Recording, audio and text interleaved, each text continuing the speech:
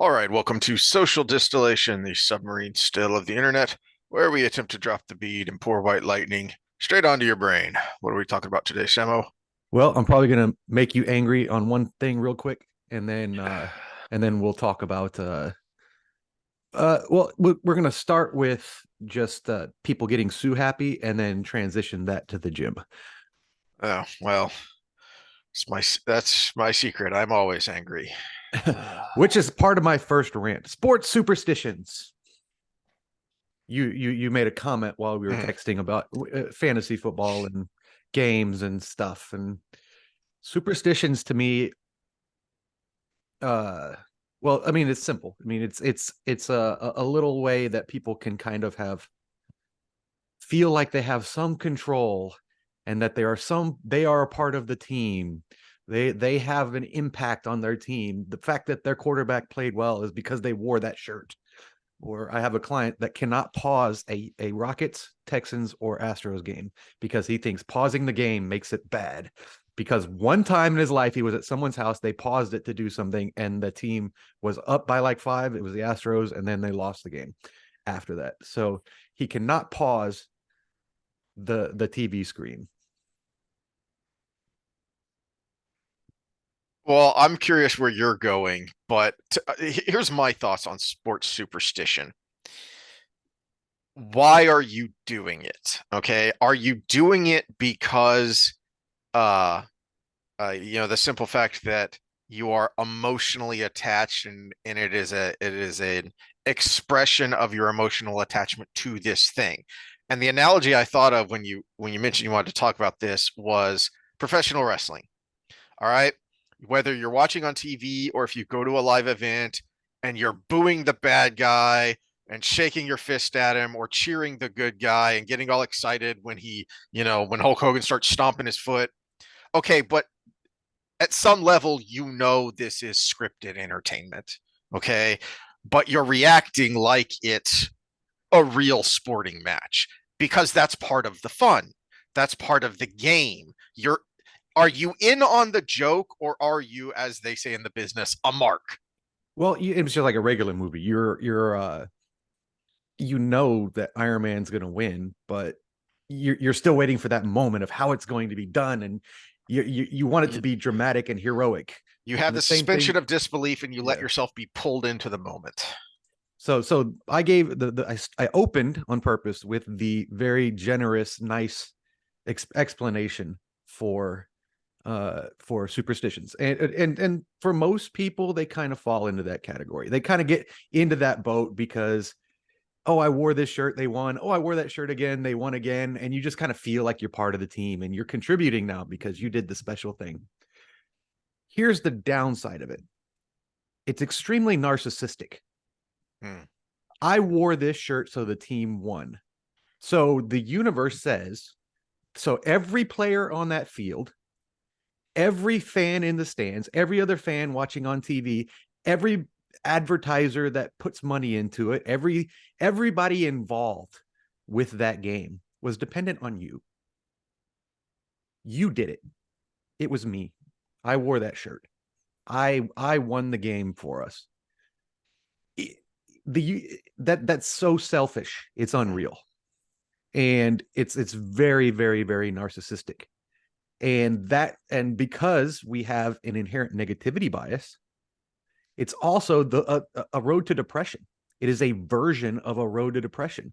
The self the self emulating, the looking internally on everything is where you get comments like I've heard recently: the universe hates me.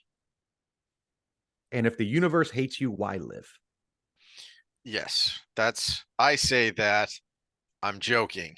For anyone who's watched our Sunday school episodes, it's it's dark humor. But you are correct that that can, as oh boy, I'm old and forgetful. Uh Lombardi, he had a saying, winning is a habit. Unfortunately, losing is too. You can get into the habit of losing. And for anyone who was a Barry Sanders fan, you know this because the Lions, what was it? I the when they went 8-2, I heard it was the first time they were 8-2 since I think 52. It was something ridiculous. Losing is a habit in Detroit. Okay. And then you look at a place like Green Bay, which is a very small market and has no business being the powerhouse that it has been for since the league's inception. Well, they made winning a habit. Okay. So you do have to be careful that you're always mindful that it is a joke. You're in on the joke, so you don't get sucked in. Going back to my wrestling analogy, you don't want to get sucked in and then get overly emotional when you know. Okay, that was annoying how that storyline ended, but that was just stupid, and I'm annoyed because it wasted my time. Or do you get genuinely emotional about how much you hated this or that storyline? There's a problem there. You're slipping down the slope, Mm-hmm. and you're turning what should be a release into a negative habit. And that there are some slopes that I would say, okay, so I just talked about the bottom of the slope, depression and suicide. But why would you even take any steps on that slope? Mhm. Why would you even go that far? Peterson talks on this a lot lately, especially, and I wish he would have had this as part of his when he first came on the scene in the kind of the manosphere thing. It is the root to this negative state of just major depression and suicide is kind of a combination of internalization, negative feedback bias, and narcissism. And that's why he hates these movements so much right now that are about how I identify or how I feel all the time. Because if you go into that state and you just keep getting these feedback loops, these negative emotions, they're going to add on each other. Let's go back to my guy who can't pause the game. We were talking about it, and I was just saying, oh, just basically what I said is that feeling of control. He is very type A personality, and this is one of his outlets for a feeling of control, and he's like, I know it's not, none of it's real, I know. And I said, but you still can't pause the game, can you? He said, no, I can't bring myself to do it. It's a permanent change, not a permanent change, but it is a fixed change in his behavior right now. So we can't downplay that.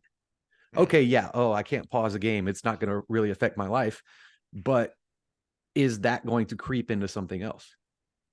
we Well, we and it created a it fixed has pattern. creeped.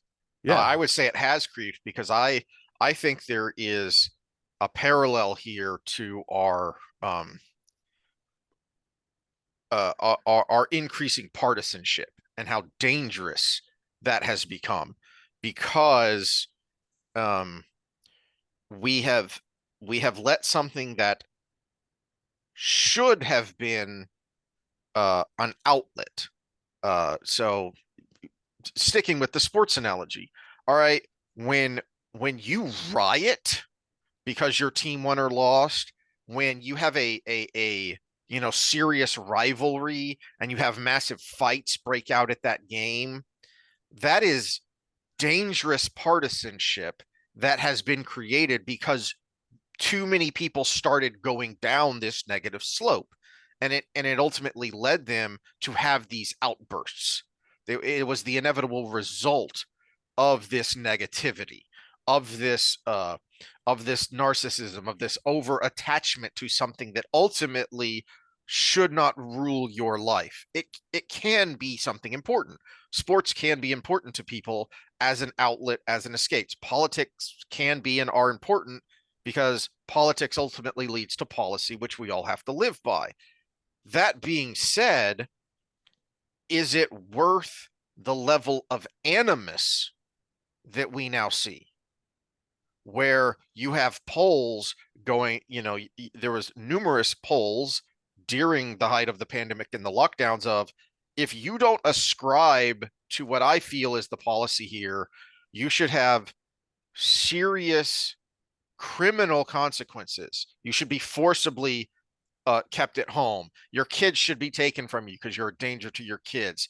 You should be denied medical care, etc. And so that's insane.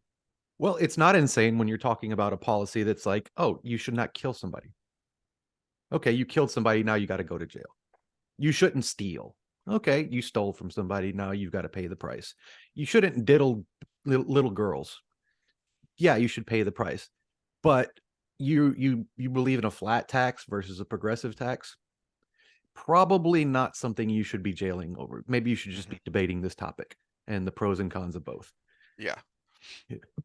Well, in the I played a little bit of one of my favorite pieces of political satire in years, which is the I can't remember his name. He was at Reason Magazine for a while. I don't remember where he's at now. Of the "You want people to die," and their silly little song. But it's not so silly. I think they did that like 5 years ago, and no, I mean we're fully there now. We were at the beginnings there, but now we are fully there. That on both sides. This is I generally don't like both sidesism because you know, I will fight you figuratively that there was and kind of still is a much bigger problem on the left, but this is definitely a both sidesism that if you disagree with me, you're a traitor. If you disagree with me, you hate people. You're an ist. Well, this Okay, is or yeah, maybe I just disagree with you that this is the best way to solve this problem. yeah. Just to level that, we don't have to fight because the extremes on both ends are horrible. It's just the extreme on the left is the current problem. Hmm, As much as the news headlines would like you to think it's the other way around. yeah. But that's the problem. The current problem is the extremes on the left are integrated into the institutions that we rely on. And Uh, that's the problem. yes. It's not that they exist. They're going to exist no matter what we do about it, just like the extremes on the right still exist. They're just not the problem because they're not integrated into any kind of power. And we've talked about this in the past, but if you want to do a rabbit hole of your own, go look into the Frankfurt School and the long march through the institutions.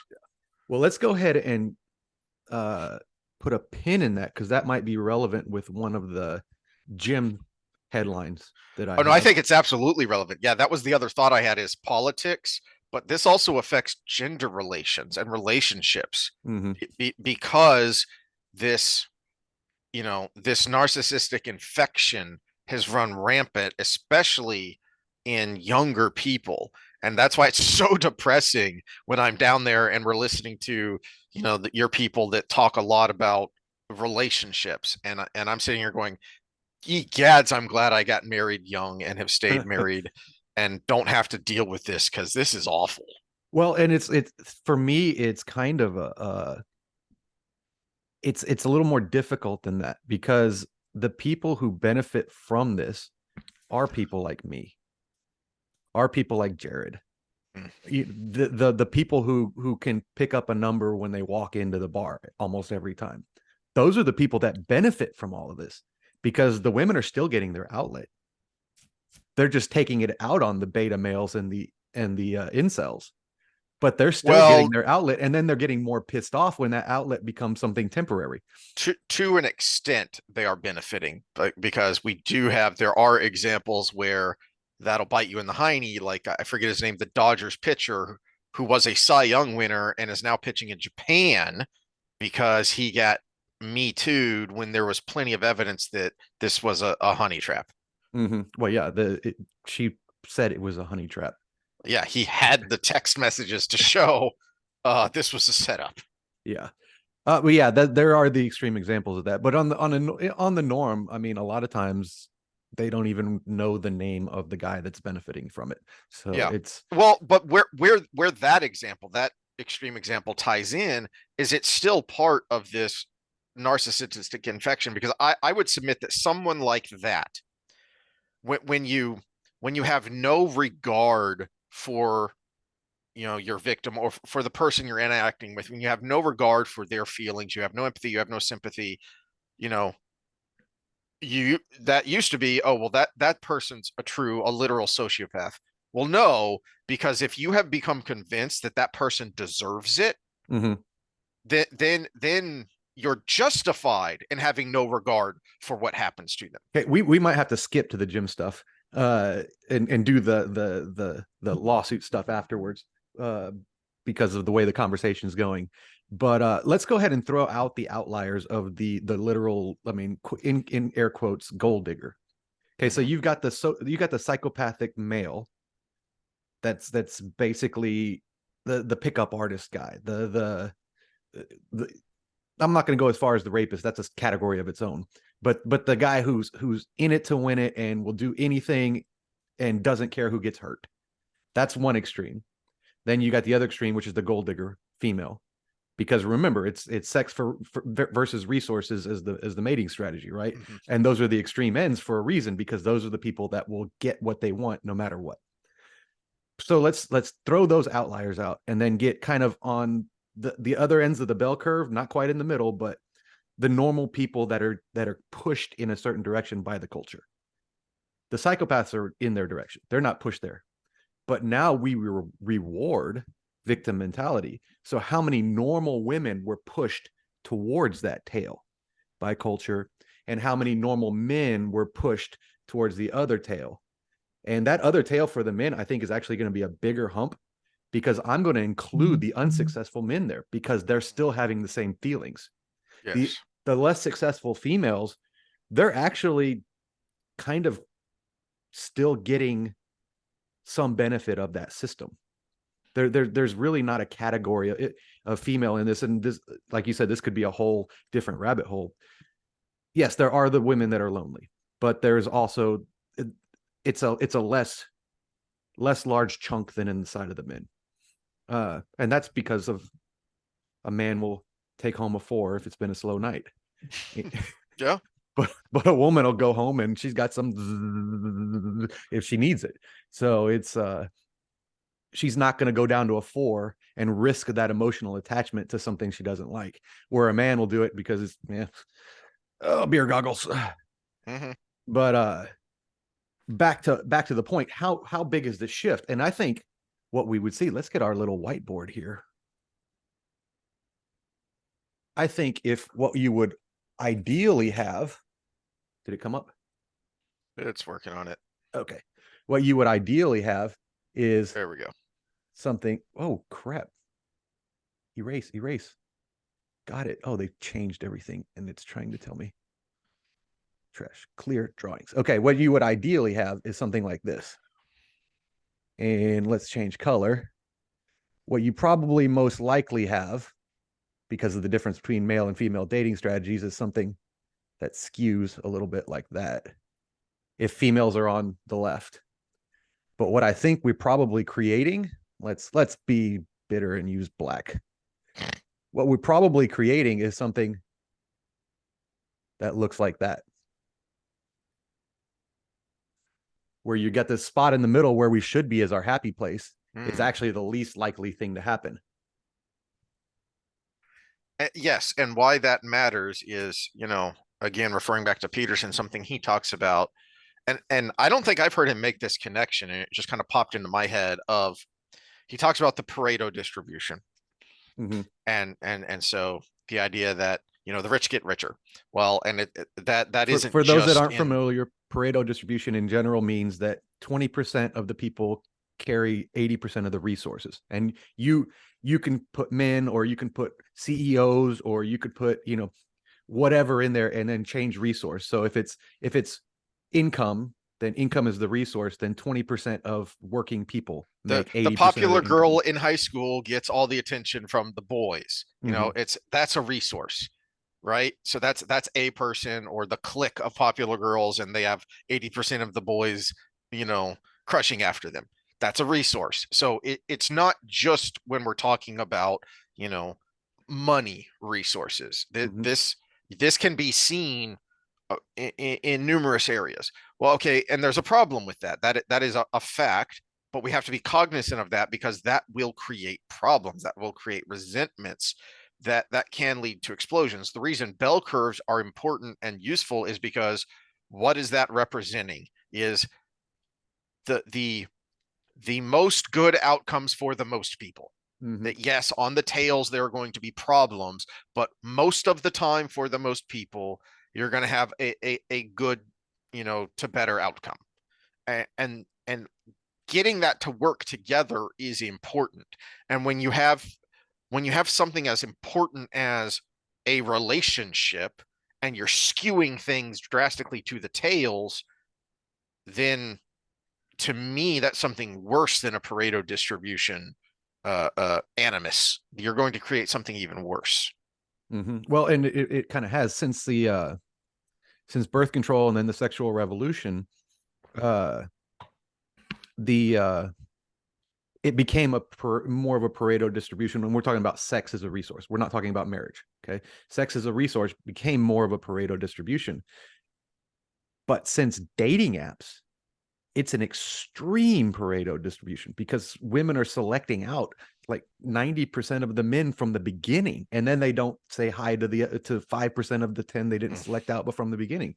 So it's actually skewing even further, and that's not no bueno, no bueno, because you can create a sociopath by basically allowing them, as we just opened this up with, to have that behavior enough times that it becomes a set pattern for them. uh, I actually think, and I've got this theory, and I have no way to prove it, and maybe I can talk to people because it's not my area of theses, but if I can find someone who's studying relationships and sex in my program, maybe I can get them to do this. That I think certain people that have been part of this, one nighter hookup culture for so long are incapable of the follow-up neurotransmitters that you need. If for females, that would be oxytocin with the cuddling afterwards. And for males, it would be the vasopressin of having done the act together and starting a relationship and all the doer things that happen afterwards. And I think some people are just, they stop producing those things. Just like you stop producing, you stop accepting insulin if you eat too much sugar. Mm-hmm.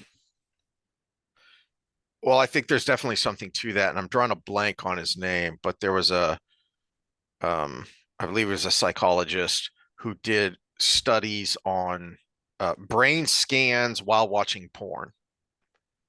And his concern was, and as you look at the popular search terms and the videos that are watched, his concern was, especially for young men, is um it was already a problem, but with things like compilation videos where you're just skipping to the end. So the video itself was already a problem because you could skip to the end.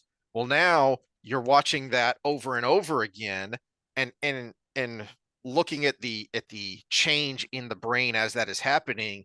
His hypothesis was, this is why you're seeing young men in their, like, very young, in their 20s, who should have no reason to be on Viagra, who are needing a Viagra prescription, because they've conditioned themselves to not be able to produce things naturally, because they have overloaded their brain in this negative fashion. Well, there's a huge confounding variable with that, and that is that covariate is hookup culture tends to be at the end of a very drunken night too. So that could cause a little bit of difficulty on the part of the man as well. So that would be hard to parse out. We would have to find. Yes. We would. I mean, good luck getting an IRB to approve you having hookups in the lab where you gave some alcohol, some no alcohol, and studied their the porn habits before that. So doubt that Well, I one's going to imagine you could happen. do that without, yeah, there would be problems there, but I could envision ways it could be done a little more less, or a little less creepily. Um, but I've brain fart. I remember They've one more done thing. sex studies like that, but they've all been go about your day and just record everything. Yes, it's journal Yeah. studies, which is, we've ranted about when it comes to diet advice, that a lot of that comes from journal studies that are very problematic. Well, yeah, and imagine your sex life if you go out and say you're doing a hookup and you find somebody at the bar and you get home at 3 a.m. and then you get a stopwatch out and you turn it on and you know eh, what are you gonna look at her and say it's for science? Yeah, yeah. Pause a she second. I know you're she ready to go, but pause a second. Can you answer these survey questions real quick? yeah, no, that's probably not going It's for to science. yeah, it's probably not going to, it's probably, I will say it probably will affect the results. uh If it improves the results, you've got to keep her. You've got to keep her, yeah. All right. So what did you have another gym video uh to tie into all of this before I go down too many more rabbit holes? Did you want to start with the narcissism or the headlines? Let's go with the narcissism because I think that's the through line to what we've been talking about and the different examples we have used. Okay, so first of all, women, quit doing this. Did it come up? Uh, Yeah.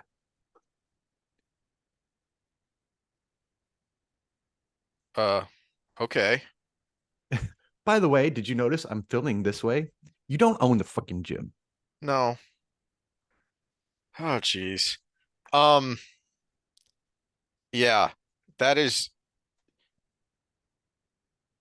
somehow the uh gym girls have surpassed the dude bros in it used to be, eye rolling to check out the dude bros checking themselves out in the mirror and taking selfies.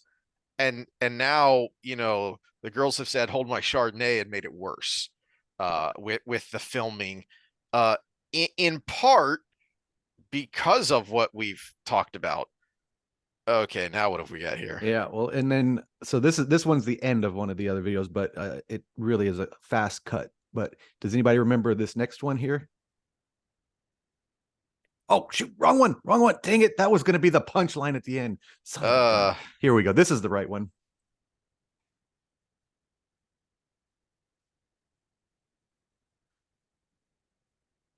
You're taking off your shirt, filming yourself for people to see, and you're going to be mad that someone's checking you out. Now the punchline of this one is the guy was actually a personal trainer there, and he kicked her out of the gym. But okay, so let's talk to this as people who have been personal trainers and who still do that. If I'm in a gym and someone's lifting and I'm looking for clients, I'm going to stare at them for a second because I'm going to see if there's something that I can help them with. And that's probably what this guy was doing. He works there. He probably was watching her to see if she needed help in some way, shape, or form. And oh, darn, she's actually halfway good looking. All right. Not as good looking as she thinks she is, but pretty good looking. But now to the punchline. Leave it up to him. Oh, stop doing this, women. I saw one of those. I thought you might be going to bring up the one I saw. I don't remember who played it on their show, but it was uh it was this, guy who looked kind of like that ranting at this girl who was setting up a video for herself doing hip thrusts. And um he basically, the gist of it was he was ranting about not wanting to be in the background of her shot. And my suspicion on it when I saw it was either one, this is someone who, like, you played a video of a while ago of one of these that backfired because she was, oh, look at this guy checking you out, look at this creep. And then almost all the comments were, what is wrong with you, you narcissistic little bee? He's just doing his thing, I and you're didn't the know it one at the who set time up we her did that camera. video, but she had an OnlyFans too. Oh, I forgot about that. Yeah, I found that out later. That okay, so you're complaining someone's looking at you at the gym while you're setting up a video to, get thirsty guys looking at you online. Oh, and you have an OnlyFans, but you're complaining about this guy looking at you at this time. Anyway, Well, so that instance way back that fired all this up made it hard to find videos for this episode because most of the videos now are making fun of these things. yes. And Yeah, the pendulum is swinging, which I approve of. And that was my suspicion about this guy. Either he was going off over the top just to troll and just to make a point, which in the girl's defense, it didn't look like she was being skeevy the way some of these are. Or this had happened to him before, and you know, some wannabe Instagram influencer was picking on him as a, ooh, this creepy guy perving on me at the gym when he's just trying to do his thing. It is a public gym. people are going to be around, and hey, you're ranting about this guy perving on you and looking at you. And did you bother to ask if he minded that you're going to be in the back? Hey, I'm going to take a video here. Do you mind if you're in the background? Okay. No, yeah. Okay, then I'll wait, or I'll make sure I blur you out or whatever. Um, so I do think the pendulum is swinging a bit, which I like. Uh, and I just lost my train of thought. Well, let's go to the headline here. I have to find where he got the numbers if it's true. Yes. Yeah, I saw that and was But going, yeah, what's that all about? that was the main point of bringing that one up, because if that's true, I mean, women, quit. If you want no man to look your direction while you're working out, first of all, don't put up a tripod, because that's probably what they're looking at. Mm. Second of all, you notice the angle that the runner was filming from? Yeah. That's a booty shot. Yeah, that's a booty shot. Look at my booty while I'm running. And third, go to a women's only gym. They exist. Mm-hmm. Go to It's Planet really hard to get a Fitness. man's only gym. Isn't that interesting? Yeah. But I mean, you have options. Mm-hmm. But men are fed up, because you can't go in there. You can't drop a weight anymore. You get set off a lunk alarm. You can't look in the direction of a female. Remember, there was a thing back in the day that used to be called a double take. And a double take was a compliment. Yeah. That was actually the first step to flirting. And all you had to not do was acknowledge that person, and they never would approach you. Mm-hmm. But it's just, yeah, quit. They might be looking at your tripod. They might be going, "Oh, this ridiculous girl." That one that was before the explosion, the old man that looked disappointed. That was the point of the person that was analyzing that. He's like, he's not looking at her like a creep. He's looking at her like a disappointed dad. It's like, ugh, not this again. Yeah. Yeah. Yeah. And thankfully some chain gyms are finally starting to institute policies on this, because um I was wondering if the one where the guy was knocking stuff down, was that a setup? Was that supposed to be a That's joke, or did he? satire. Yeah, Okay. that guy, he makes But not safe for work, but hilarious videos. yeah, He's like, we're doing arms today, because if you want to count the wrinkles on her stink star in the back of a Jaguar, you better be fucking swole. we don't We're, conduct. Yeah, okay, whatever. yeah, But we're not monetized, so whatever. the point being, some chain gyms have had to, for safety and liability reasons, stop setting up tripods and lights and cameras to, you know, this is a public gym. Other people are using this space. This isn't your private gym, which feeds right into what I said was the through line here, which was the narcissism. That Mhm.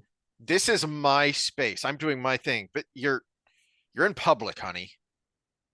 That used to mean something. Yeah, Public. and filming a PR, that's great. If you're gonna put a camera up, film a PR, you can even tell the people around you, like, hey, I'm doing this because this is going to be my new best deadlift or whatever. Mm-hmm. But when you're getting on the leg abduction machine, with 20 pounds pushing against it so you can show off your booty, you're not doing it to record an Yes. accomplishment. No, you're there for clicks. Mm-hmm. And I'm interested in that number of his, and if that is true, because to me that could signify a more interesting pendulum shift. That I just looked and I see that our video on the music video still isn't up. So Well, when you do the yeah, dispute thing, I think they have like 3 weeks to yeah. to So to to acknowledge it or but whatever.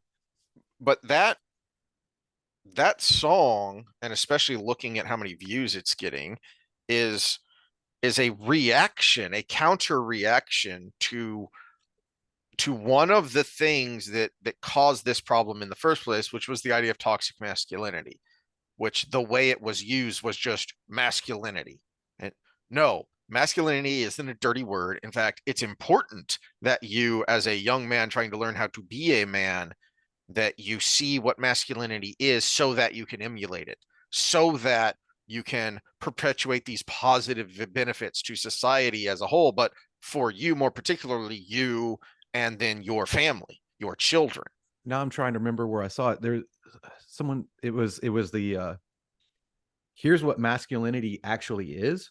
So there is no such thing as toxic masculinity, because the extremes you're using to say toxic masculinity exists, or even the people that are like, well, we still want masculinity, but there is a thing that's toxic masculinity, are wrong, because it's actually not masculine. It's emotional outburst, it's narcissism, it's all of these very unmasculine traits. It's not protective, it's abusive. That's not masculine. So there is no such thing as toxic masculinity. There may be toxic male behavior, but there's no toxic masculinity, because masculinity is a specific thing. It's kind of like the old chivalry argument, which really only one of the tenets had to do with women. But the it's that honor code. Masculinity is a specific thing. Now you could say XY chromosomes have a tendency to have this extreme behavior that is very bad, but that's not masculinity. Masculinity is a thing. And masculinity in itself is protective against that thing. Good point. And the beat down on masculinity is one of the things that has fed into this, general negativity and problem when it comes to relationships of, well, I don't know how to act, because if I do anything, I'm going to offend somebody, or somebody's going to say I'm doing something wrong, or, well, you had this pretty early. That puts us right into the next thing. If I do anything, it's going to offend somebody. So let's just keep going down this road. Now, what I couldn't find was if the lawsuit ever actually happened and if there was a result. And what I did find was there was another one that was a satire account, but that wasn't this one. And I went to their About Me page, and they claim that their mission is to actually be a news source. This is not a satire site. If it was a satire site, they would have told you. So I don't know the validity of this story. So in searching for that, I was like, well, so first of all, if you're just listening, woman sues man after rescuing her from drowning. He violated me. She claimed he raped her, and there was a video taken, and apparently he looked up when she was revived. He looked up and gave a thumbs up or smiled or something, and that was being used as evidence against him. It's like, it's not, not I smiled because I just saved a life. It's I smiled because no. Open that up. Open that back up.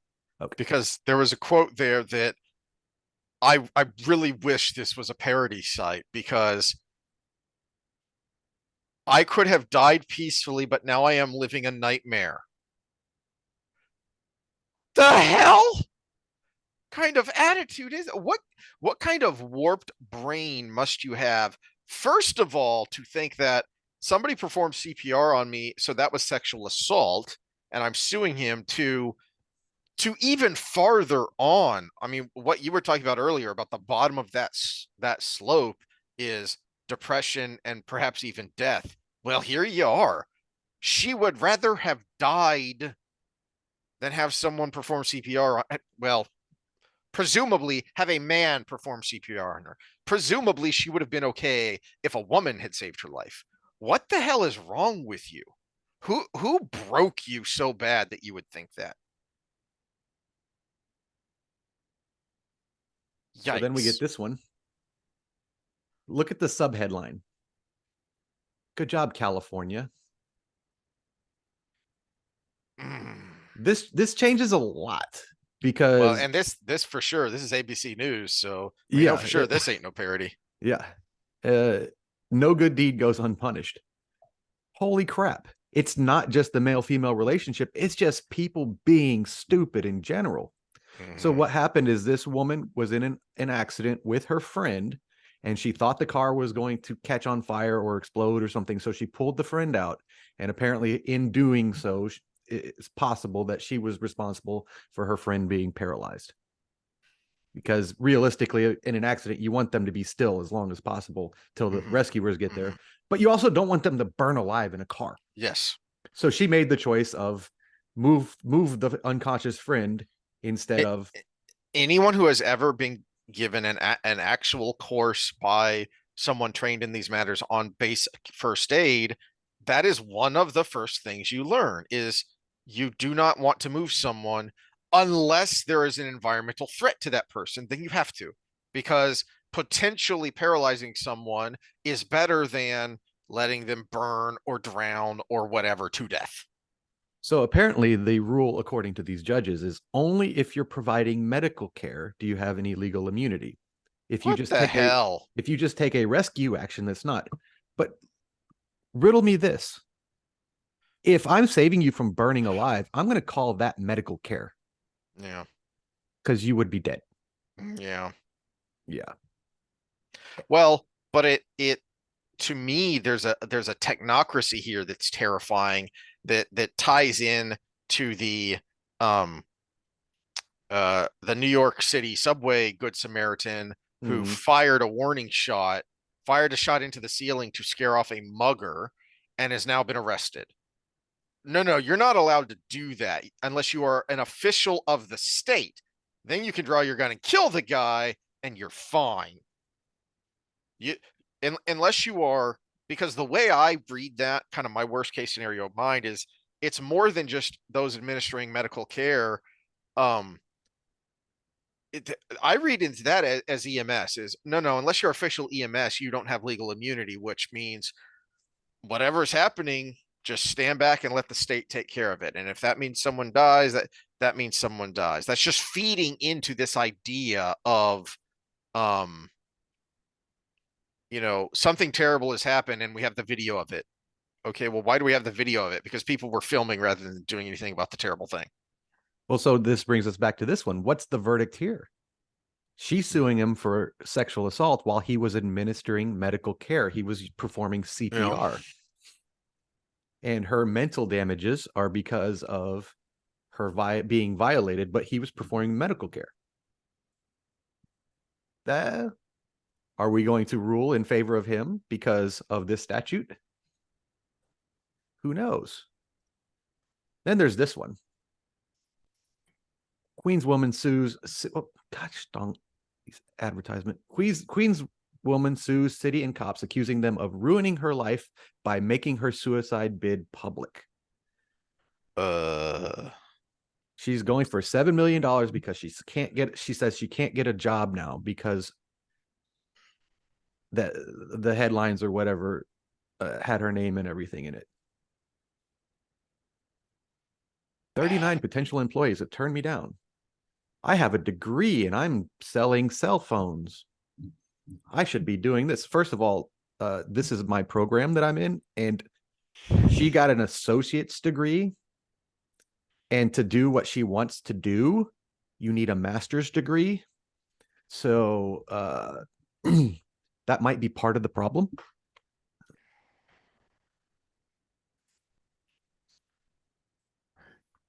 And then there's the end where the department's like, yeah, we don't even keep those records.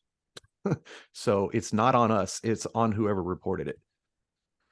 well, and if I can see how there is a case here, if the name of a minor was put in the papers, well, why are you suing the cops? Why aren't you suing the media organizations who put your name in the papers when you were a 15-year-old?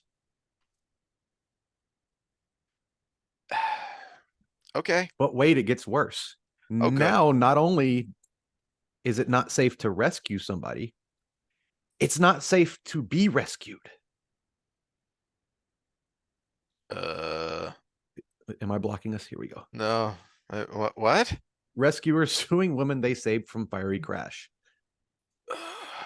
Two men honored as heroes for rescuing a woman from a burning sport utility vehicle following a crash have sued her, claiming they're physical and emotionally scarred.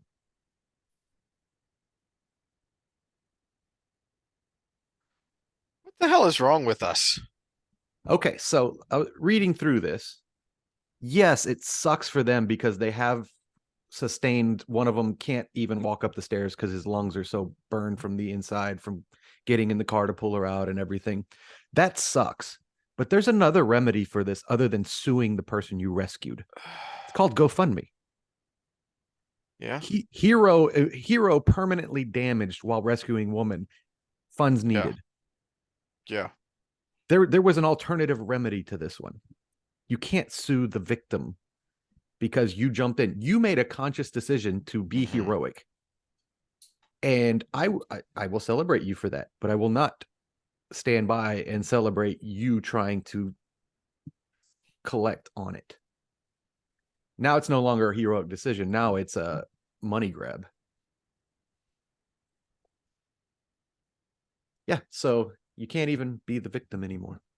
An unconscious person being pulled from her car by people she never asked to do so.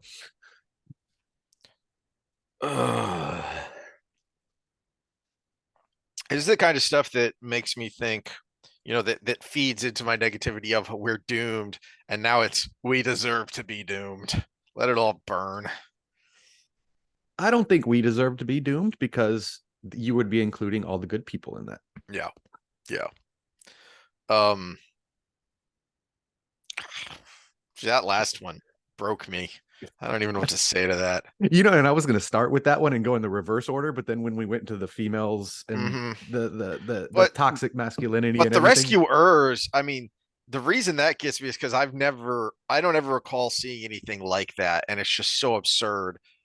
I have, I do remember, even back in the '90s when I was first getting into politics, and one of the buzz uh words back then was tort reform, civil lawsuit reform, because it is bonkers in the US compared to anywhere else. And it's one of the things that makes things more expensive than they need to be is ambulance chasing lawyers. So I remember stories about like burglars who hurt themselves breaking into someone's house, sued the homeowner and won. Mm-hmm. Yeah, like the guy who got locked in a garage and ate the dog food and then sued him because he had to live on dog food. So that kind of thing has happened before, and so it's exceptionally gross that it is happening these instances. But the rescuers suing the unconscious woman burning alive because they were now physically and mentally scarred for rescuing her. Yikes.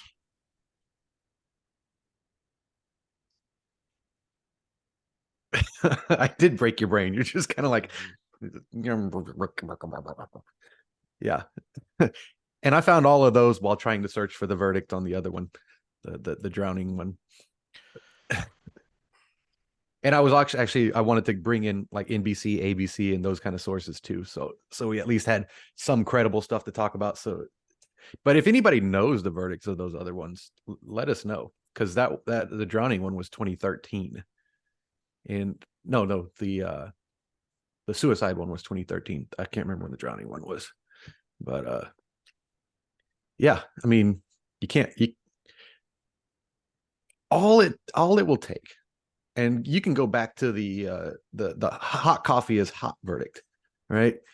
All it would take is a judge to say no, this is not a trial worthy. Well, I'm gonna go back to something I referenced before, which was Peterson in that when he was in Australia in that little forum, and he said, no, it's your fault, it's my fault. It's remember, unless it was a bench trial, there was a jury who awarded not only the verdict but then the damages. So it's you and I. It's Yeah, there was there is jury duty there that was that messed up. responsibility, but there is a professional that's supposed to be kind of Yeah, the stopgap, because when you end up in the jury trial, what you end up with is and lawyers are good for selecting for this. I think lawyers being able to select the jurors is part of the problem, but true. there there there's a whole group of people with a big portion of them seeing this case hoping one day it happens to them.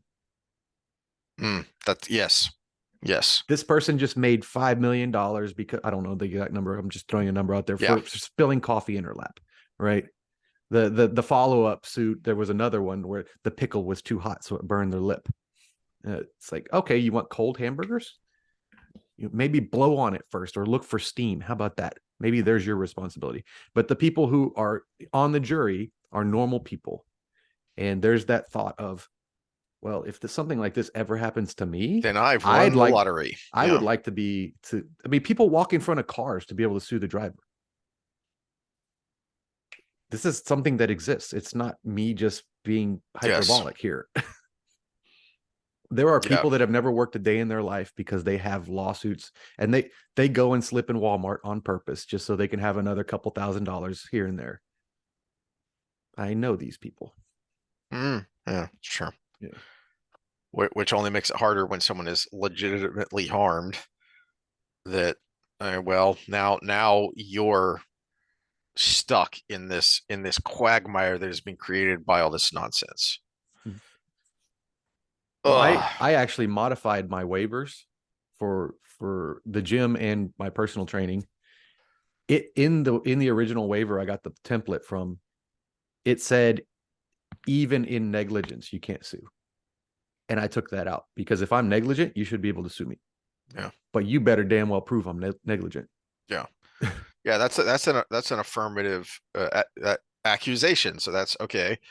Prove that this person was negligent. And then, oh well, they were. So yeah, here are your damages. Yeah, Um, if you know, I got someone doing box step ups with 15-pound weights in their hands, and they're a relatively experienced lifter, and they break their leg falling off the box. That's not negligence. no. If I've got them doing box step ups with 225 on a bar on their back that they had to walk over there, even if they're a really strong person, it's still probably That's negligence. dangerous. Yeah. Yeah. Yeah. Which is why I don't know how CrossFit still exists, but part of it is that cult mentality. They've created an environment that, so I mean, it's Mhm. fairly smart on their part. They've created an environment where when someone gets hurt, they think it's their own fault. It's like, no, it's not your fault that you did burpees and box jumps 5 days in a row and you got rhabdo. No, it's that's not your fault. That's the person who gave you your workouts fault. Uh,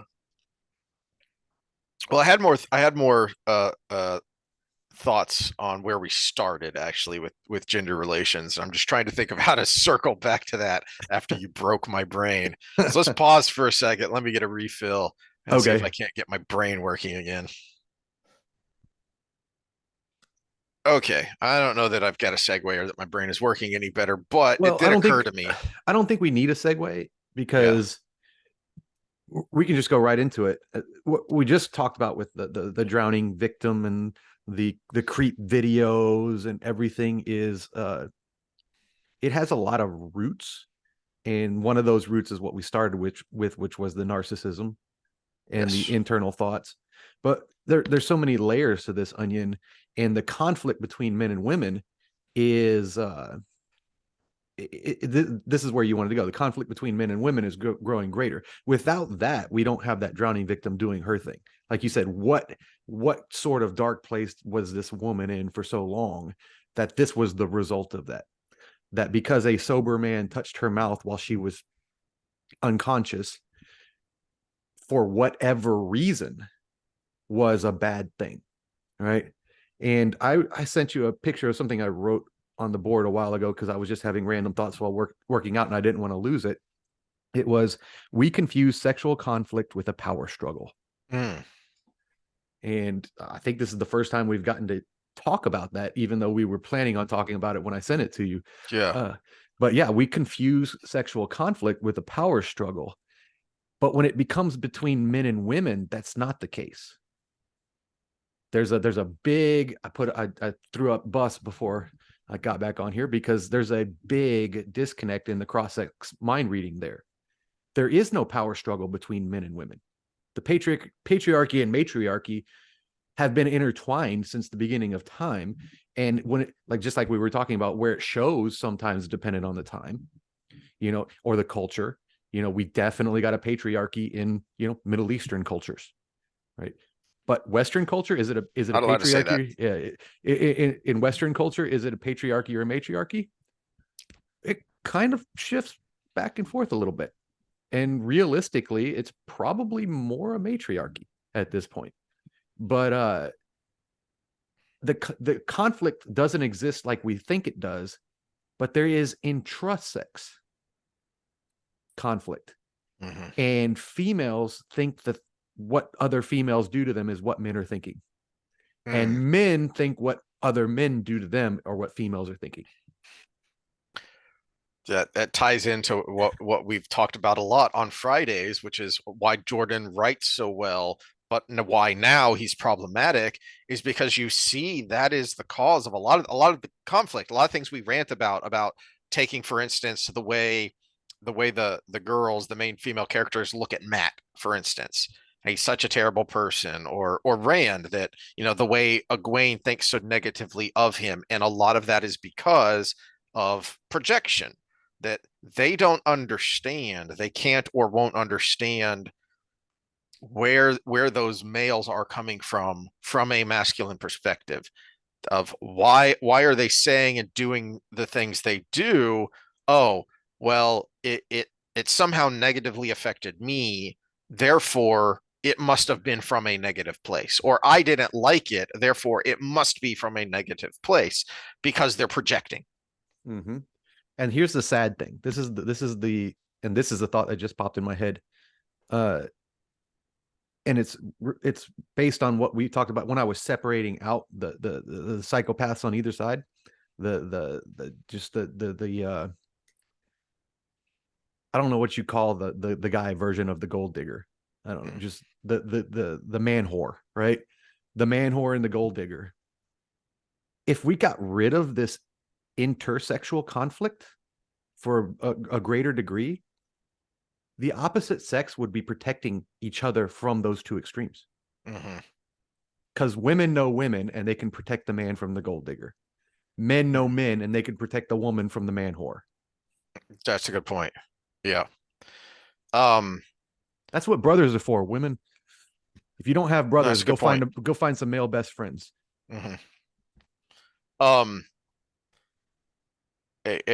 Going back to where we started, a thought I had, and I texted you last night that I want to make sure I brought this up because I Oh can't remember yeah, if I have or not. what did you tell me? Um, that there's a so you've talked about it more from the male perspective of the problem with dating apps is is the standards, the expectations that women have. They are just out of hand, eliminating 90% of the dating pool.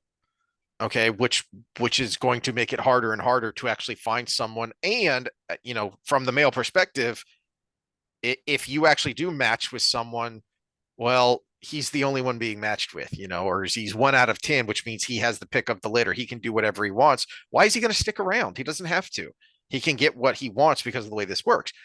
But there's a The guys that really do this a lot, if you're even slightly boring, if they decide to take you on a date, they're already on their dating app again. That wasn't a text they were answering. They're already looking for something else that night. And if it's emergency happened, my friend texted me, that's the next date they already got. Mhm. That's how bad it is. All right, but now there's a problem from the female perspective that's not being considered, because I think that, back to the through line of narcissism, these apps feed your narcissism by letting you put your best foot forward, put your best self out there in the same way that a lot of social media does, because that's basically what a dating app is, a different kind of social media. And so it allows you to feed your narcissism by putting your best self out there and then passively letting people come to you, passively letting matches. Okay, well, there's a problem there, because I don't know that I've ever heard anyone else say it like this, but Steve Dace has a saying when he was talking about it yesterday, because his daughter was on the show, of the difference between men and women. And Bill Engvall has a bit on this about, you know, I told my wife, one of my friends, we were at the gym and he told me they're getting divorced. And she asked, "Oh no, why? What happened? When?" And he's like, I didn't ask. What did you ask? Well, it was my turn to go, so I said, "Spot me." Yeah. Because and so the phrase Dace uses is that men are results oriented, women are process oriented. So the reason we men seemingly don't care was because we kind of don't. We're looking at the result. It's why one of the hardest things for men to do in a long-term relationship is figure out when your woman just needs to rant and needs an ear to listen and a shoulder to cry on, and when she actually wants you to fix the problem. And why the woman gets annoyed when you're trying to fix the problem when she just wants to rant, because it's not about the result, it's about the process. Well, women on these dating apps, you're eliminating the process. You're thinking like a man, which is why most of you aren't going to be happy. Most of you aren't going to be satisfied with the outcome because you want the process. The outcome is only desirable, is only satisfactory if you have the process. Sex, let's look at it, just the physical act of sex. You need the process to get worked up to your climax. We don't. We just need to physically get there and boom, we're done. You need the process. It's why female pornography are books with silly covers. Yes, women watch porn, but far less. And when they do watch, they're not watching those compilation videos I was talking about earlier, like guys are. No, they want to see a scene. Well, So, and this is again a difference between men and women, but you're missing an important thing in women that's actually a phenomenon that exists, and it's what's kind of the root of a lot of misery. Is a female is capable of imagining the process from beginning to end in their good head point. before anything ever happens. And so she's already gone through that in her head when you get together on that first night hookup, and then it's crushing afterwards when you're like, it's just a hookup. Because That's a she good was point. already married and had kids, and she already had the end result. You said end results versus the process. She had the end result in her head Mm-hmm. without going through the process. The guy is willing to go through. He's like, well, I mean, we're on a date. Maybe we'll hook up. Maybe we'll go on a second date. If there's a third date, maybe we'll get together. That's process oriented. He's in the moment. Well, this is where we are right now. I'm going to shoot my shot because I'm a guy. If it happens, it happens. If it doesn't, it doesn't. I've already made the decision if I'm going to do a second date. We're pushing the Andrew Tates out of this conversation. Yeah. They're not part of this. I'm talking in the 80% middle of the bell curve, right? Yeah. If a guy was already made the decision on a second date, it's not a matter of if you put out that night or not. No means no. He'll respect that if he's a good guy, and he'll take you on that second date or whatever. The females already planned the second, third, fourth, fifth date, the what kind of house they're going to look at, where how many kids they're going to have, when is he going to meet the parents, and how he's going to get along with her father and everything. She's capable of creating that whole image in her head. And when she does that, now she's extremely aroused, and she might put out that night. That's a good point, and that is evidenced by girls who plan their wedding.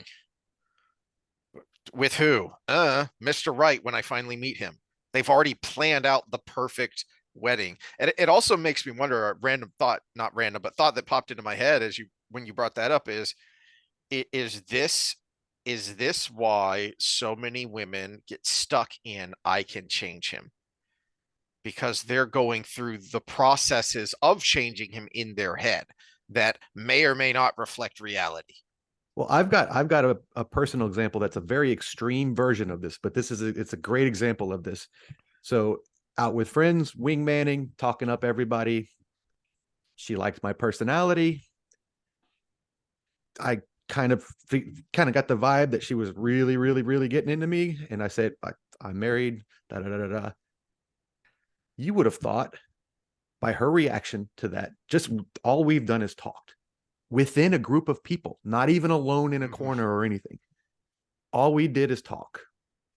Her reaction was so extreme. It was like we dated for 2 years, got married, had 3 kids. I cheated on her and married this other woman. You That's were how. living a double life. I just met you, lady. I just, what's your name again? You know, is no, I remember her name. I remember her hometown. I do the Bill Clinton, so you can learn good things from bad people. I do the Bill Clinton. You make sure you remember their name and two things about them that they told you right away. Don't bog your mind down with any more if you don't have to.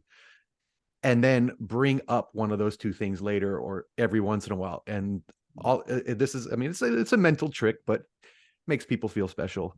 They're like, Yeah, oh, you were actually paying attention, and I'm not good with that. I was talking to someone at the gym the other day, and well, that's because you try I to you try yes, you don't narrow it down to those two things. I remembered she had shoulder issues, and I remembered why, and I went, "Oh, I didn't know you went to Oklahoma State. I did too." Yes, I know. I told you that when we first talked. We what you did? I remember the shoulder stuff. I don't remember the personal detail. That's the process oriented. That's the process. I'm looking at the result. It's what you said when you about one of the videos is that guy works at the gym as a personal trainer. He's probably evaluating you on a professional level, and that's what I'm looking at you doing these movements. And I'm going, this probably means that. That might mean that, and you're having Not an to actual devalue my whole personal argument from earlier, interaction. but I can have two thoughts at once, and I could I be have trouble with evaluating their that. form and still be like, oh, it's nice ass. I Sorry have if I'm the issues. creep now, but personal trainer, I've got a shirt that says I'm allowed. Uh, but no, it was such an extreme reaction, and there was that little bit of commitment. Imagine if we had hooked up that night, Mm. or imagine if I'd never told her the truth to like two months from now. Well, You know, I still think that it's still that through line of the extreme narcissism of our age, of our culture, and especially among younger people of how dare you? That's an all about me mentality. You're you're your own person. You're living your own life. You're, as you said, we're just in a group having friendly conversation.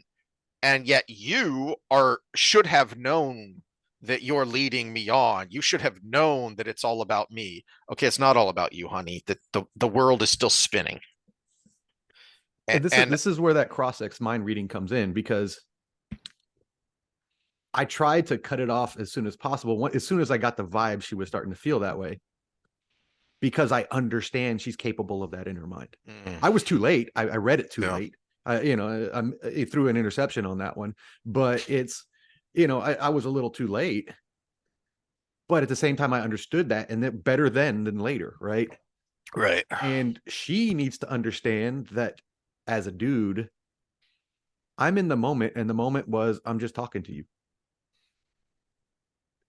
I may or may not like you. You don't know yet, but I'm just talking to you and we're having a good conversation. That's a good point. Here's me. I'm thinking out loud again here, but another problem perhaps with that male female interaction is because it would seem that you just kind of contradicted what I was talking about the process versus the result. But for a guy, the process is just many results. No, I wasn't trying to contradict you. I was saying you were just missing a little point.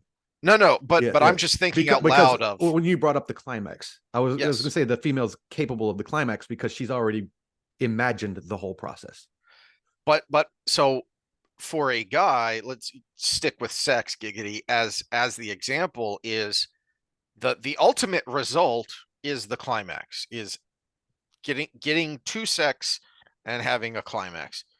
The process is just miniature results along the way.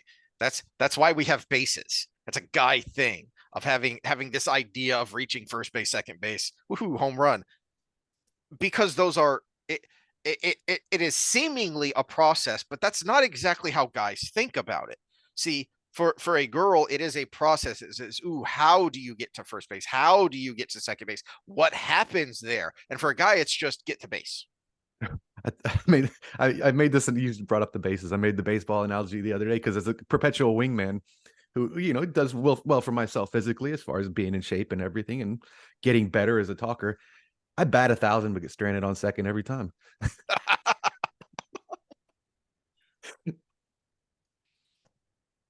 Ah. So there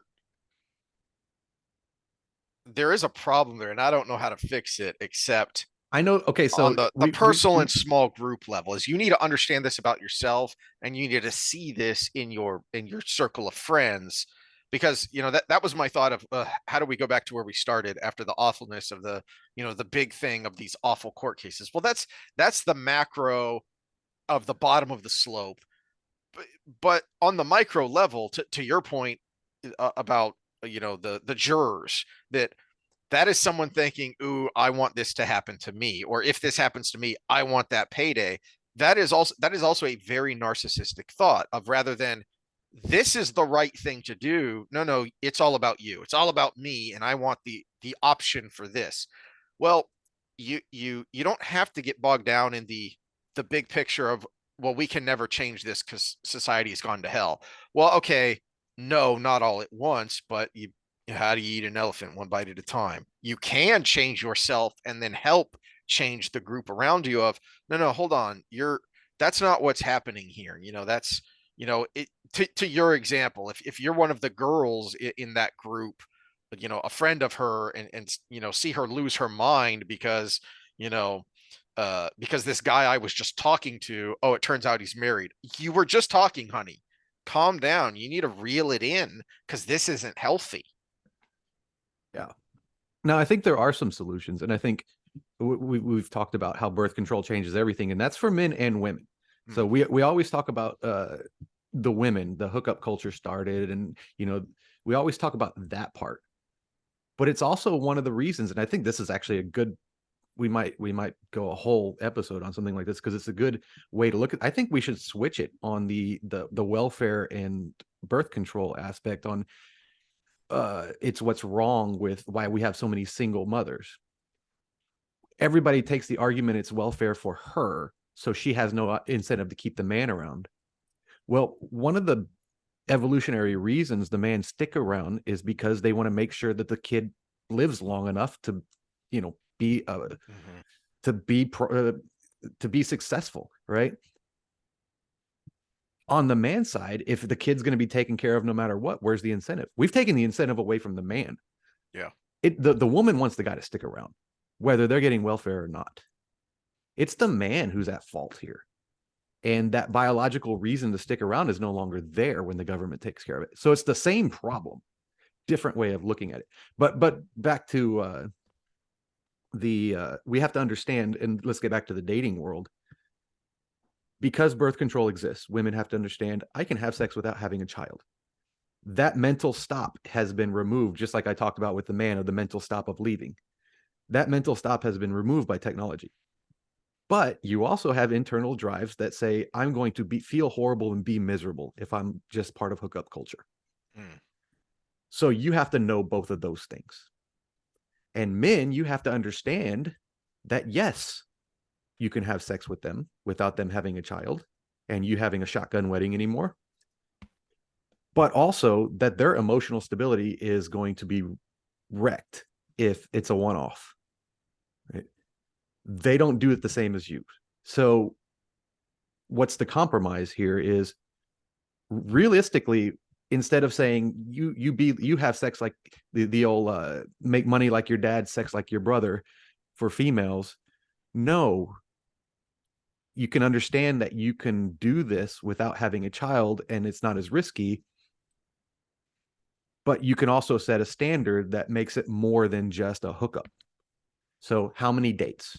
How many dates? How many times do I have to talk to this person before I do that?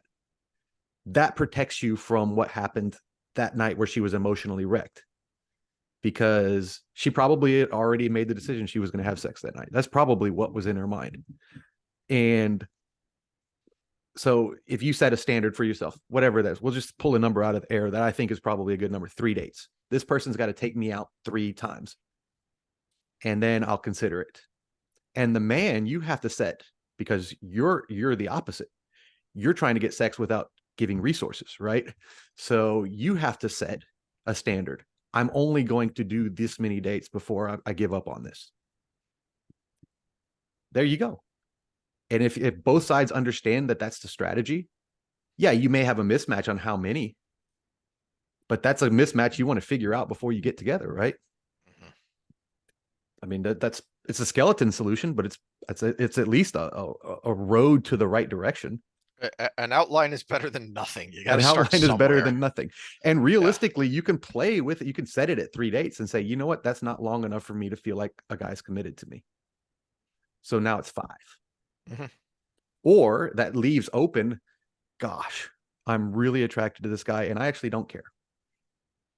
You can still, but you can't have in your mind that this is going to be the forever after. You have to be making an exception to your No, rule. that's a good point. Is you can't for women, you can't have it in your mind. This is the forever after. Don't make a long distance relationship in your head after you've talked to someone for 10 minutes. On the other hand, it's queued up. And I'll get to it eventually. I don't even know who this person is, but I laughed at one of the more recent trigonometry uh, uh, episodes because I saw the title was "I regret being a slut." And I Oh, thought, oh Bridget well, Fedesi. I haven't yeah, listened to that one yet.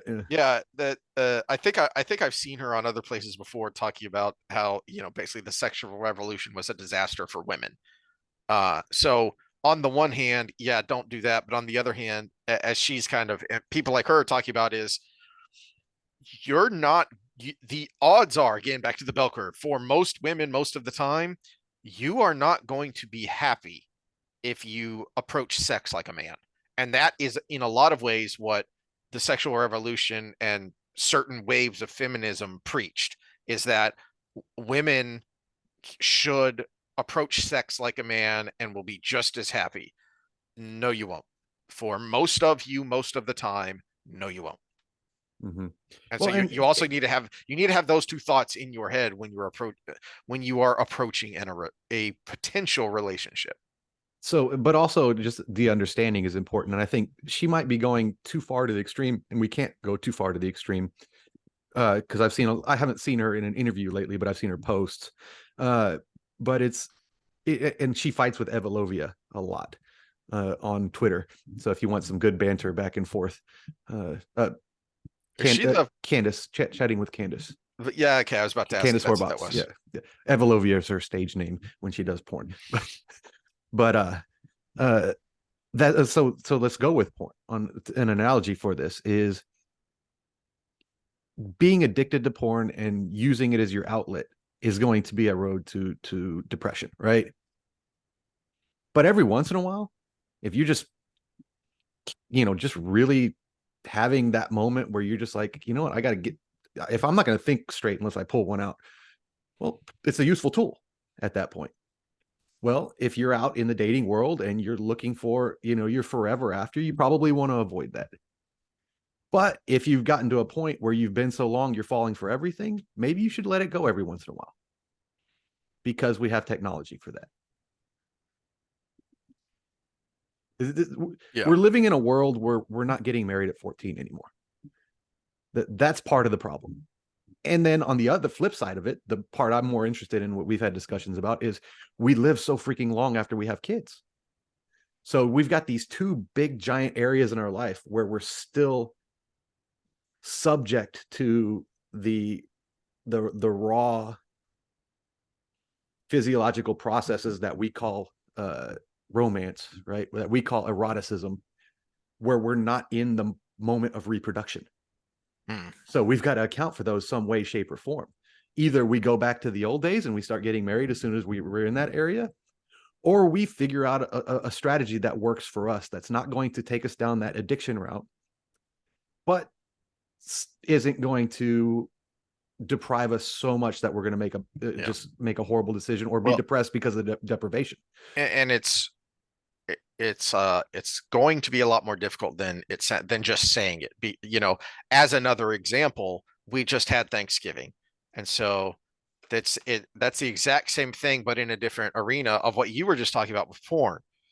The Thanksgiving dinner is awesome. It's my favorite holiday because it's just food and football, and there's no other expectations like there are with Christmas or other things.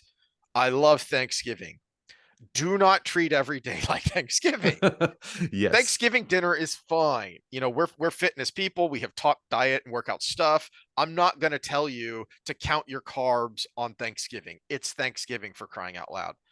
On the other hand, you eat like that, not even every day, but you eat like that every week, and you're on your way to a 500-pound life. So you do need that. You do need those outlets. You need those releases. The every once in a while, splurge when it comes to food. But on the other hand, you do need to be mindful of your overall health. Well, let me do a meta version of this, and we'll stick with just sex. I'm gonna try to one line this here. If you're indiscriminately having sex, you're going to be miserable. Mm. If you never have sex, you're going to be miserable. So find where it is in the middle there that doesn't make you miserable. And you may end up erring to one side or the other at times, as long as you're conscious of it. Good point. And women, if you're making out with a guy in the car and he wants to have sex, the answer is no. I will see you tomorrow. Not you're a horrible person, because the guy's going to want to have sex when you're in that moment. If he forces it, then he's the horrible person. If you say no, not now, and he stops, good. Good on him. Set up the next date. Well, yes, that's actually that is what should be a good thing. And we've talked about this in other avenues of, you know, this is a good thing that is being treated like a bad thing. He wants you. You are desirable to him. That should be a positive. But he also respects you because you said no and he stopped. To me, it just boggles my mind that, but of course that's just the world we live in. It just boggles my mind that anyone would think, oh, he's a horrible person. He wants you, which, yeah, he's a guy, but also that should flatter you. But he also stopped when you said, so he does respect you, and he is a decent guy on at least some level. So shouldn't that be a positive? And so here's the other thing. Well, what if he doesn't call me back? There's the sign you needed that it wasn't right anyway. Well, it's a good thing you said no. It's a good thing you said no. Yeah, exactly. Yeah. Again, why should that be a problem? It's a good thing you said no and you have standards that you stick by. Okay, and I made a statement to women. I'll make a statement to guys. If she says no, stop. No, come on, baby. Oh, you got me so blah blah blah blah. Just, no. Okay. I mean, do you still want to hang out, or am I taking you home, or the art of seduction is a thing. That means work harder. Yeah. If she's worth it, work harder. I think I've said before that the greatest piece of advice I ever heard was when you were getting premarital counseling and the preacher said, basically, as I recall, the first thing y'all need to know is that he's going to want your body. She's going to want your time. Yeah, that's a great way to break it down. Yeah, that's true. That tracks. But it's one of those things. It's an amusing way to look at it, but you really need to internalize it and think through what that means. And it's I think a big point from the guy perspective of when we talk about resources, okay, that doesn't mean gold digger. That's the extreme. That's why you put that out there on the extreme. Your time is a resource and it has value. And if it has value to her as well, that's a good thing. Well, let's speak to women here, because I'm not going to speak for women. I'm going to speak to women, because the problem is the cross-sex mind reading. And when you're talking to a guy and you're like, oh, he only wants my body, blah blah blah blah, I'm going to make him make these commitments. But that's a long process. Mm-hmm. Well, he's also, you have to go back into antiquity here. He's protecting himself from being a cuck too. By the true sense of the word, not the fetish that we see now. If you go into Pornhub and you type it in, no, or the slur that morons on the right like to throw around all the time. That's annoying the crap out of me. Yeah, a cuck is based on the cuckoo, because the cuckoo bird lays its egg in another bird's nest, so the other bird takes care of it. So the fetish of the guy watching his wife with another guy, that's not even close. Because it would be more the woman going behind the guy's back, getting pregnant from the bull, and then coming back so the cuck guy takes care of the kid. And so the guy is also protecting himself from that. And if you're demanding resource after resource after resource after resource with no nookie, in antiquity, that was a sign that they were getting it somewhere else, because women have a sex drive too. It exists. It's more discriminatory, but it exists. And if you go too long demanding the resources with no reciprocation, then it's going to be ingrained in his head that all you want is my resources. You're not sexually attracted to me at all, which means you're going to be taking that out with other men that you are sexually attracted to. So there is a dance here. We are doing a dance. And part of the problem is we have this big window where we're doing that dance without the actual thing it was designed for by nature, which is making children. That's a small portion of our lives now. We make the children 18 years of life or whatever, but realistically, on a biological level, it's only a portion of that 18 years, especially for the men, because you just got to, once you realize the child is going to survive and be viable, your testosterone starts raising again. It drops when she gets pregnant. But as soon as that kid is about 2 or 3 years old and it's pretty much guaranteed survival from then on out, your testosterone starts rising again. And females need to understand that. But go before that process, well, the testosterone never dropped. In fact, if you're leading him on, it's probably going up and up and up and up and up till it reaches a boiling point of, we got to do this now or I'm going somewhere else. It's a dance. It's a dance. That I think that's a good place to leave it, because it's good advice, but I feel like it is also ending on a high note, because because that is a level of optimism. Yeah, when you can see a solution, even an imperfect solution, it's better than just bitching and moaning about something. Yes. And it is, don't get bogged down by the details. Don't get frustrated by the process. It's, this is how life works. And it can be a good thing, a positive thing of, like the example we used of, okay, well, but I said no, and then he never called me back. Well, good. That's part of the dance, and you learned something there. So, okay, I'm done with this dance partner. I don't want anything to do with him. Yeah, Well, and from the guy's perspective, I sent her a text and she replied, okay, we're still on. We're still going somewhere. And if you don't have to be hyperbolic to make sure you protect your friends from that same guy too. Or, oh, he was so horrible and da da da da da. That is different than, I said no and he didn't call me back. You can tell your friends that, because that's the truth. That's not exaggerating anything. That's not making him into the devil. It's just saying, you know what? He's going to try to hook up the first night. He won't call you back. And then your friend can make the decision. Well, I kind of just want to hook up tonight. I don't care if he calls me back. She's a big girl too, right? So reputation damage can be positive, because if he's that kind of guy, you probably should tell your friends about him. Well, that's a good place to leave that off. So we will see y'all next time, which will be Friday, where we'll finally get into Knife of Dreams. Yeah, and I did start reading it, and I had to force myself to stop because I had finals this week, and I've got a couple papers to write. But I did get mostly through the prologue, and I'll finish that. But yeah, you're right. It does start so good. Mm-hmm. Yeah. It's like, as I said it before I got into reading it. I said it at the end of our Crossroads episode of how it's so bittersweet, because it is great, but it's also the last one Jordan fully wrote himself, and that makes it also kind of depressing. But well, maybe it's a tease for next social episode. I wanted to bring it up here because I thought these first things would be kind of quick when we got on the second topic, and it became so deep, which I'm not unhappy about. But in my developmental psych class, we got our questions for our final that we have to write our papers about. And the first question is actually the hardest question she's asked all year.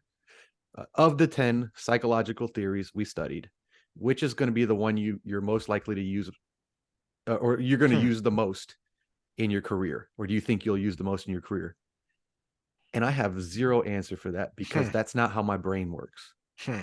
That would be, if we're going to take this in the physical realm, this is where my brain is. That would be like you asking me, oh, are you going to use bodybuilding more or powerlifting more or CrossFit more? It's like, no, I'm going to do what my client needs. I'm going to know all of those disciplines, but I'm going to do what my client needs. And that's the answer I want to give, but I'm afraid I'm going to lose all my points on that. Yeah, It's like, yeah. my answer is none or So all. that's a little like telling your professor that, well, maybe your athletes can't do a single leg RDL. Yeah, that got me a Whoops. bad grade on that one. Yes, Yeah, don't do that that. answer. Yeah. Lesson learned. Lesson All learned. right. Well, we'll see how it goes. Well, I'll have it written by the time we talk in the social Yeah. episodes again. So So, we'll follow up on that. All right. See yeah, y'all next time. later.